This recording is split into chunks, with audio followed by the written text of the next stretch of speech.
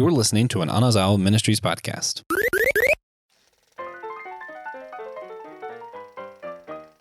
All right, it is that time once again, my favorite time of year, and I am just so excited to be digging into today's rendition of the SG Drive-In, now playing Hocus Pocus. And one of my favorite things about the SG Drive-In series is I've been able to talk to some random people about some random movies that you really wouldn't think that you'd be sitting with to have a conversation with about this particular movie. And today is absolutely no different. Today at the SG Drive-In, I am joined by the one and only Tejas to talk about, of all things, Hocus Pocus. How's it going, man? Oh, it's going well. I love Hocus Pocus. Always have. Yeah. It's older than me, but... It is. It's almost as old as me. And the fact that it is older than you, by the margins that it's older than you. Be right back while I adjust my AARP, but I digress. So before we get to the movie, like there's so much to talk about, but it's the SG Drive-In, it's Halloween season. I gotta ask, what is your favorite Halloween candy? Candy? Oh, that's so much easier than movie. Is it? Honestly, probably Whoppers. Like the malted milk ball covered in chocolate. I love Whoppers. Like, I'm not a big candy guy, but... In my book, you might as well have said black licorice. Like, I don't understand. I don't know what I was expecting, but it wasn't Whoppers. Black licorice is good too. In very, very small amounts. Like one piece. Respectfully disagree with you. About it. Honestly, but that tracks for people who don't really like candy. I feel like black licorice is the candy for people who don't really dig candy. I, on the other hand, we just got off, for all of you Patreon, all of you people have been wondering whether or not to jump on over to the Patreon. Tejas and I just wrapped up on talking about pumpkin spice drinks and my absolute love affair with the pumpkin spice latte. The sweet thing that I call it my rest of the year love affair is peanut butter. I love peanut butter. I've always loved peanut butter. I love peanut butter. And so Reese's, the pumpkins, absolutely hands down the single best. So I'll probably have one this season. Yeah. They're good. Yeah. I absolutely have a sweet tooth. They are my jam. So tell me, TJ, what are your first memories of watching Hocus Pocus? How old were you? Well, technically, the first time I saw it, I definitely do not remember because my older sister she was born in 1990. She's a good bit older. And this was one of her favorite movies. So we had it on VHS, then we had it on DVD. We watched this movie kind of a lot. Yeah. The first one I remember was just watching it in the den with my dad. He's on the couch, I'm on the love seat. We're just watching movies. That's what we were doing for a little while. And it was great. I've always loved Hocus Pocus. My parents weren't really the overprotective Christian type. We went to church, but they weren't going to limit the media I could consume. They trusted me to make my own decisions in regards to that, which I appreciate a lot because, man, I know a lot of those people and they've got it kind of rough. But yeah, it's always been around for me. Even in daycare, we watched it, I remember. That's funny. So it's funny to me how popular this particular movie and how accepted this particular movie is. This seems to be one of those movies that flew under the radar for a lot of people, when it comes to movies that were marketed absolutely 100% for kids, that absolutely 100% have adult themes and suggestive material. Not to mention, it's literally about witches. So, but it's always nice to hear when a young person is given that opportunity to be able to build those muscles themselves rather than being dictated to about what is and is not acceptable. Because honestly, for all intents and purposes, in my opinion, I think this qualifies as a kid movie. Yes, there are suggestive elements, there are layers to some of these jokes, but I would feel comfortable showing this to somebody who's younger. Yeah. Which the really crazy thing about this movie, in my opinion, not the last time I watched it, but one of the more memorable times I've watched it was when I was attending North Greenville University, which is a Baptist college. Well, they're not technically Baptist anymore, but they're a Christian college. And it was movie night, whatever. They drive in movie night, ironically enough. They show a movie on the baseball field, and everyone just drives onto the baseball field. And then they were showing Hocus Pocus. Crazy. And you know how many sheltered homeschool kids go to that college where the first time they saw this movie was on the North Greenville University baseball field? That's funny. It was a great time. Yeah, honestly, they're probably, if we're being realistic, there were probably people who walked away from that having that been their first exposure, like actual exposure to the concept of like a witch or like somebody who like for sure. I know her or whatever. I was there. I was next to her. There you go. Yeah, that is entirely and completely unsurprising, but this. I'm trying to think back, and this is one of those movies that's always kind of been around because, like I said, I'm very confident that I am slightly older than this movie, and so this was a movie that was always on Disney Channel. This was a movie that was always on TV. We had the VHS, so on and so forth.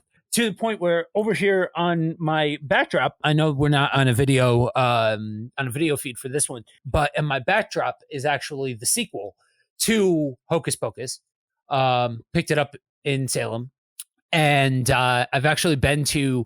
They have where if you take like a trolley through downtown Salem, one of the places that you can get off at, because it's all like, I think from end to end, it's something like 1.5 miles, 2 miles of distance to go from one end of Salem to the other.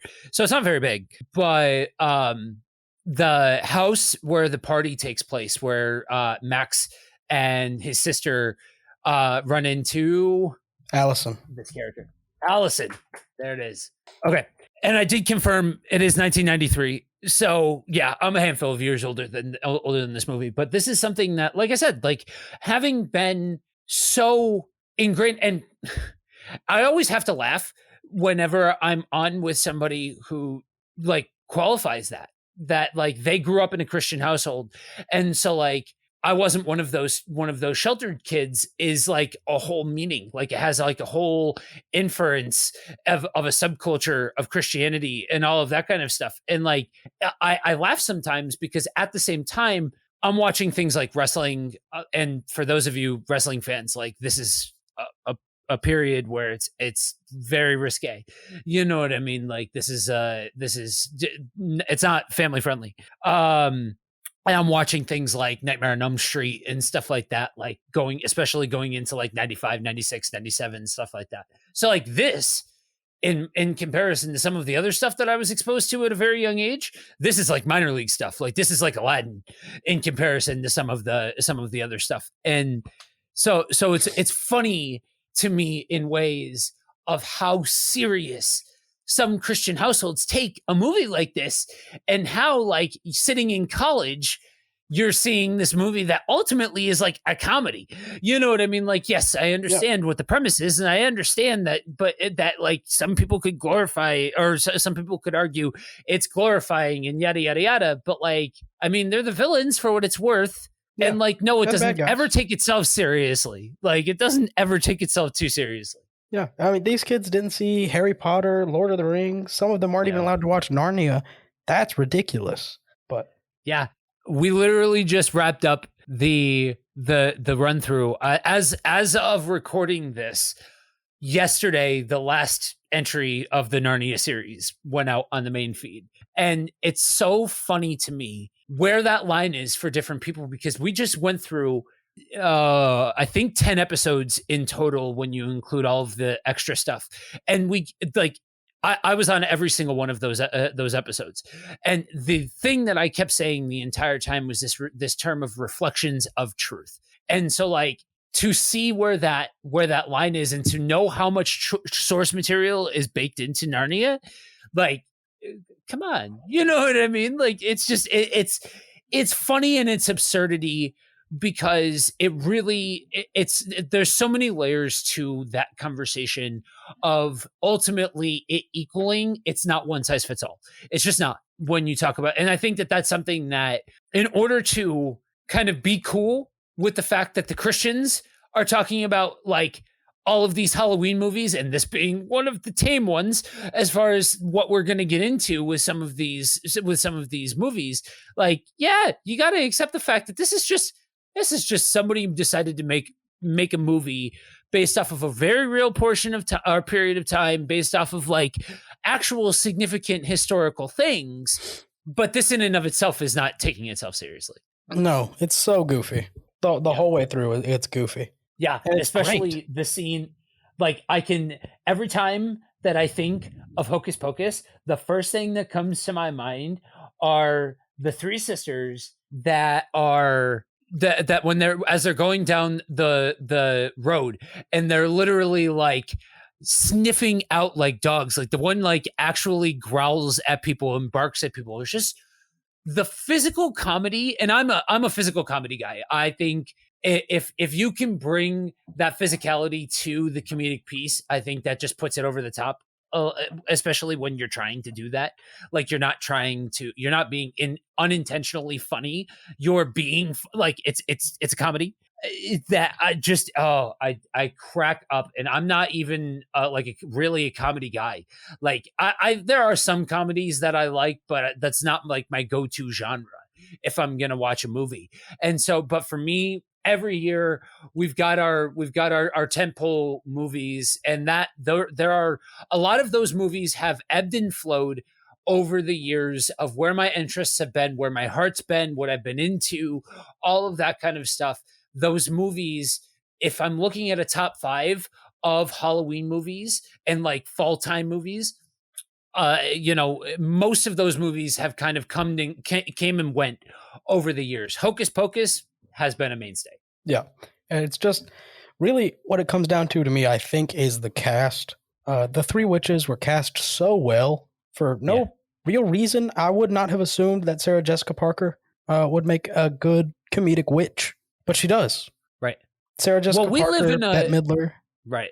You and I, this is one thing that you and I have in common, is that it is very hard to look at a world that is pre Sex and the City Sarah Jessica Parker. Yeah. You know what I mean? Sex and the City was kind of, in a lot of respects, Sarah Jessica Parker's coming out party as an actress. Like, yes, she had other credits to her name pre Sex and the City, but that was kind of the first time that she was really showcased in a starring role like that. So to see this version of Sarah Jessica Parker juxtaposed to some of the other stuff that we know her from, it's absurd. It's ridiculous. At least with like Bette Midler, everything that we really know her from pre her being in like romance movies and stuff like that, those movies, or post rather, because those movies when she was younger, that's a horse of an entirely different color.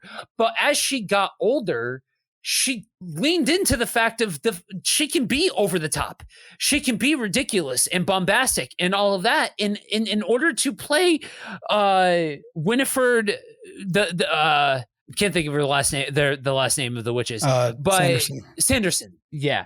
Winifred Sanderson, like, in order to play that role, oh dude, you need to be hammy. You need to lean into every single bit of the absurdity of the role. You know what I mean? And so, but yeah, it's that cast, even down to Max and Allison and the sister, like, so everybody did such an exceptional job. Yeah. And I'm not sure who played the zombie. What was his name? Binks? He did a great job. He did a fantastic job. Binks was the cat. The zombie's name was Thackeray. Billy Butcherson, played by Doug Jones. There it goes. Okay.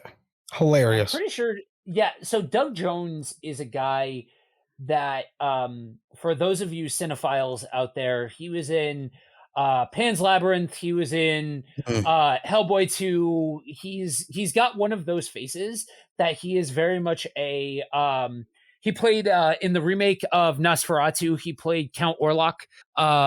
He's got one of those faces that has kind of put him into being a character actor like this. Yeah. Yeah. And I think he just really likes to work with Guillermo del Toro, which I can respect. Yeah. Yeah, I would too. Yeah. Reach out. Guillermo, let me cast me. I'll do something. Right. Yeah. He's one of the guys that he's one of the directors that I can pretty consistently say that I've appreciated his work.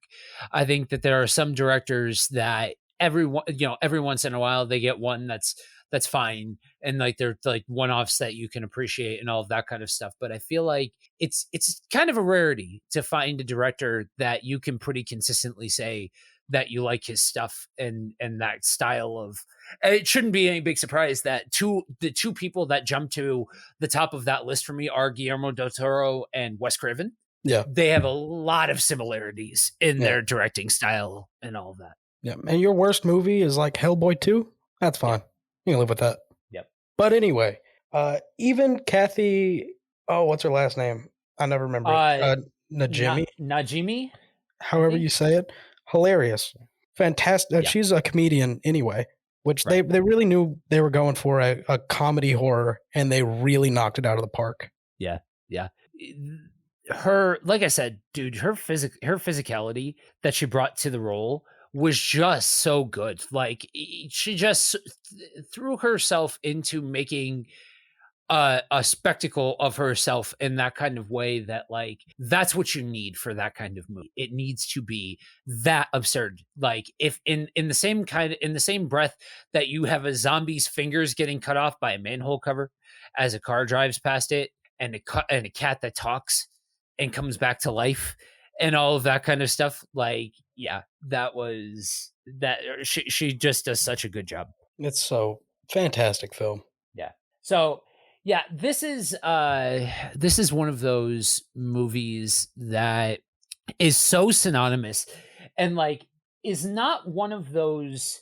It's not one that's particularly. It didn't light the world on fire when it first came out.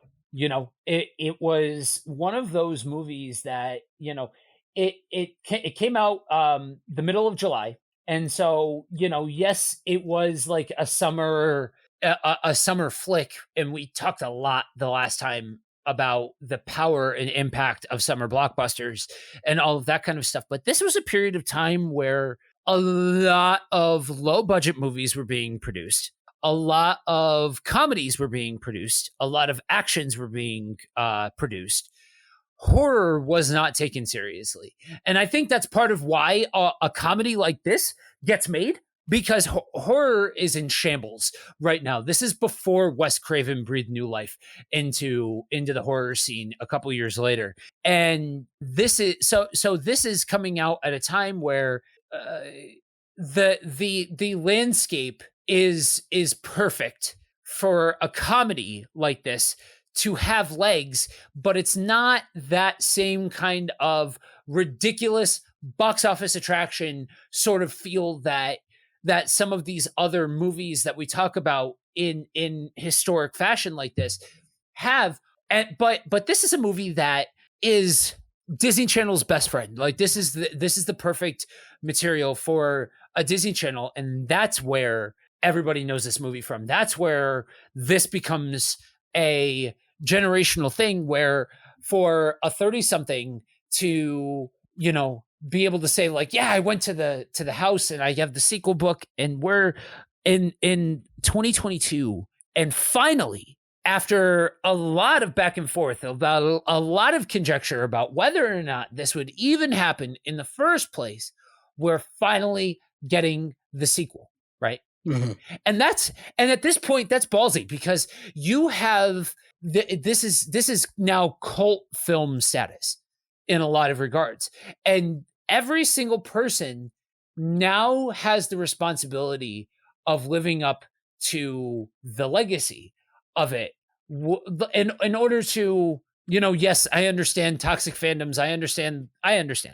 I'm saying these things tongue in cheek, that like there's so much legacy built up now that it just by nature of how fandoms work, becomes harder to appease everybody because the bell's already been rung, because you now have this thing to compare it against. I'm excited. Mm-hmm. I say all of those things. I'm stoked for the sequel to come out, and the two of us will be back together to talk about it once it does come out. I'm stoked for it because, again, just don't take yourself too seriously. Throw yourself in the role, have a good time, and that's all you need. You know what I mean? Because that's what this movie ultimately is. Guys, if you don't know what the premise of this movie is, right? A kid, a teenager, I should say, is really the most applicable term. A teenager transplanted from California, just moved to Salem, hears about the story of the Sanderson sisters, the three witches, and they go to their house, and he lights a black flame candle, and it works because he's a virgin. Guys, this is where we're at. This is the premise of the story, and hijinks and ridiculousness ensue, and that to me is part of the fun feel, right? So much conjecture happens about whether or not Halloween is okay, and whether or not this practice is okay, and whether or not it should show this and this and that. But like sometimes fall and Halloween and all of that kind of stuff is just about having a good time. You know, yeah, I went through that period of time where I did the whole ghost hunting thing, and I did all that kind of stuff on Halloween and yada, yada, yada. I went there. I did that. That was a part of my past. But being a kid during this period of time, it was like the pretty colors, because I grew up in the rural area, and like trick-or-treating and horror movies and all of that kind of stuff. And that's a power of a movie like this, right? It fits into that time frame almost in a way, honestly, in a lot of respects for me. And if you not sign up to Patreon and listen to this episode, because I'm about to reference it again, this is the pumpkin spice of movies for Halloween, for fall season for me. You know what I mean? It's just there. It's been there for time immemorial at this point, and it's just synonymous with the season. Yeah, and that's crazy because it's not Disney that made it that way. In Disney's eyes, this movie flopped in the box office. You know, made a little money, but it was not a huge success. And they gave the rights to ABC Family, and ABC Family is the pumpkin spice of TV channels. You know, fall is ABC Family's time to shine. Yeah, it is. That's where they do they're called freeform now, which I hate. It just doesn't feel the same. Right. But fall is when ABC puts out their best stuff every year. It was Hocus Pocus. They would even play Halloween Town while Disney was playing Halloween Town, but not Hocus Pocus. Right. So ABC Family is really to be thanked for the return of this series. That's what really turned it into a cult classic, is every year you could just catch it on TV. Right. And more people would watch it and find out like, hey, I really like this movie. Yeah. Now it's on Disney Plus after not being on Disney Plus for a good long while. Yeah. It's funny because this is the kind of movie that is like, you know, perfect for that kind of service. And you have to wonder why, it really does feel like some businesses are just allergic to making money. Like they just do dumb stuff sometimes. Like, and that's not about fandoms, this or that. Like, I'm a business guy. I'm a numbers guy. I understand profit margins and loss leaders and all of that kind of stuff. Sometimes these companies just do things that don't make a lick of sense from a business standpoint. You know what I mean? And so, but at least ABC Family came through doing their pumpkin spice thing and put this out. And like, you're also talking about a group that has access to 90s sitcoms and all of the various Halloween episodes that would run for those. And they showcase those kinds of things. And then you have also, they still pump out sitcoms. And so they have their own sitcoms that are doing their Halloween. I'm a sucker for Halloween themed sitcom episodes. Like they're just so good. You know, through the entirety of the 90s, I can point to several of them that was my jam as a kid. Fall is a great time to watch TV. Yep, for sure. So, you know, as we bring this episode of the SG Drive-In to a close, if you have sat here for the last half hour and listened to Tejas and I go on about this wonderful movie and you have not watched this movie, you need to stop what you're doing. You need to go watch this movie. It's on Disney Plus. You don't have a reason not to go watch it now. and you will, and to those of you that paused this, watched the movie, you're welcome. You're welcome. Yeah, welcome back also, but you're welcome. Yes, absolutely.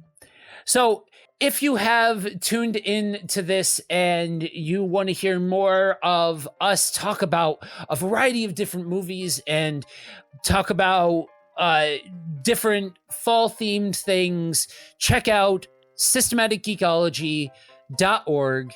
Go back, listen to the run through, listen to the first rendition of the SG Drive-In, listen to everything that we've got going on for the holidays.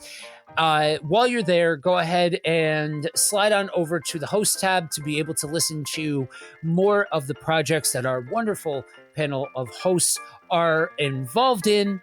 And last but certainly not least, if you want to help us keep the lights on, go ahead and slide on over to patreon.com/systematicgeekology. There are tons of goodies to be had over there. Until next time, guys, remember, we are all a chosen people, a geekdom of priests.